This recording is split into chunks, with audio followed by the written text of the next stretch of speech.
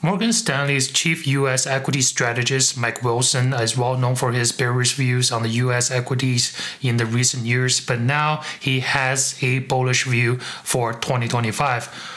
Let's look at his history, of prediction. So Mike Wilson correctly predicted the stock market sell-off in 2022. He held a bearish view throughout 2023 as the market rallied, and he finally gave in early 2024 and boosted his target for the S&P 500 to 6,100 by 2024 year end.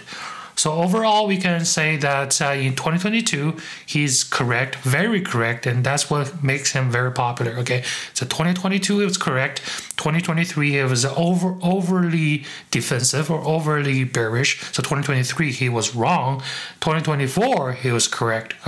So right now, looking at 2025, his 2025 target is looking pretty strong. It's looking pretty bullish. It's according to his latest report released on November 18th, right over here, and Mike Wilson's name is here, and he is, in the report, expecting S&P 500 to end 2025 around 6,500 level. So pretty much 11% gain from the last Friday's close. His prediction can be seen in this chart. His base case is here, 6,500, and this chart shows you the S&P 500 index as of last Friday. And previously, Mike Wilson gave us a target of only 5,400 for S&P 500 by mid 2025. So 5,400 is actually down 8.3% from Friday's close. And now he's saying by 2025 year end, the price target is now 6,500. So what's the reasoning behind his bullish call? In his report, he wrote, U.S. valuations are rich, but this is helped by better macro in U.S. and potential future U.S. tariff policies being more negative for the rest of the world, and animal spirits leading to the rally broadening out. So he believes that the future potential U.S. tariff is going to help the U.S. macro, by causing harm to the rest of the world. And he also wrote, deregulation under the new administration of Donald Trump will benefit U.S. corporates. And although the impact of other potential policies is unclear. And Mike Wilson also observed that a broadening in the earnings growth, pretty much saying that the broadening is broadening out from just the technology sector, and it's the other sectors are looking healthier in terms of earnings growth. And he wrote, we expect this broadening in earnings growth to continue as Fed cut rates into next year and business cycles indicators continues to improve. And in his report, he also gave us recommendations.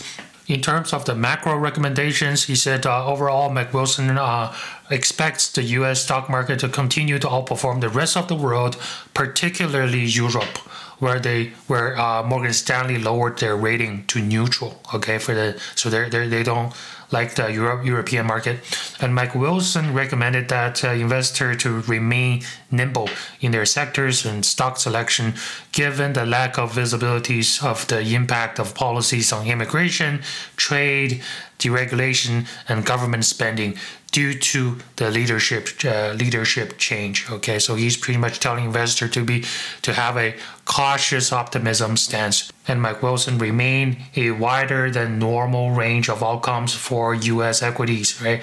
And back to this chart, as you can see in his bearish or bear case, he's telling us that the S&P 500 would drop 22% to 4,600 points, while the most bearish case is telling us that the S&P 500 would surge 26% to 7,400 by 2025 year end. So we're seeing a very broad predictions, but again, base case is 6,500 by the year end.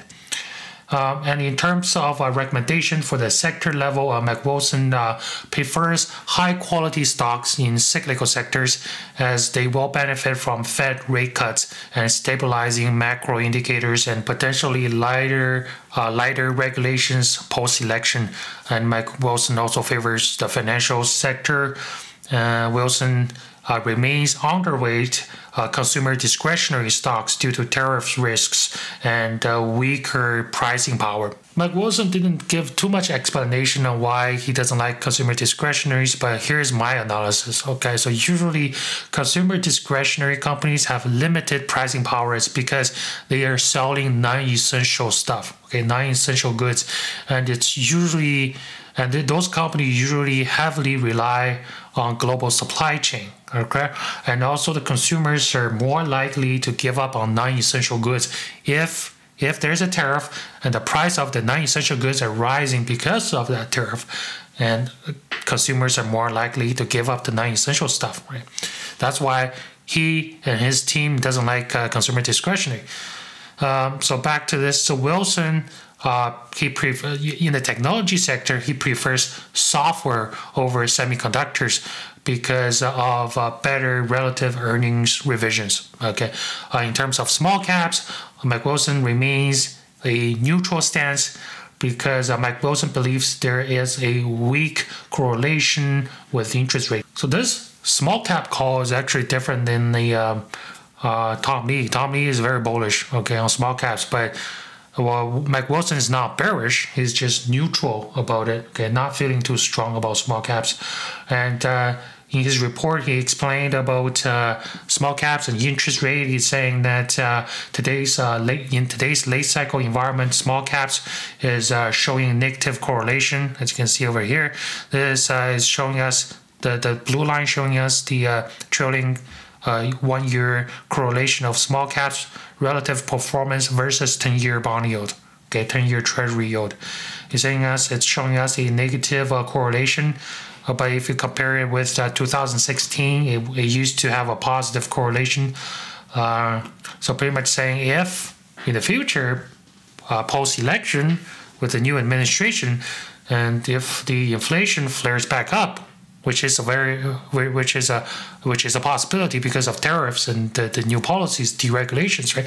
If the inflation comes back up, or it's more sticky, it's stickier than what people are thinking, right?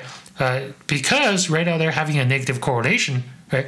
A higher or stickier inflation will potentially cause the small caps to underperform again. Okay, so that's why he is not bullish on small caps, but he's not bearish. He's just neutral about it. He's aware of the risks of the small cap. And that's all I wanted to share with you today. If you like this type of content, you're into this deep analysis from the Wall Street analysts, well-known analysts, or even the data, right? They usually share on Thursday or Friday about the flow data for the hedge funds. If you're into this deep analysis, like the video, subscribe to my channel. I'll see you next time.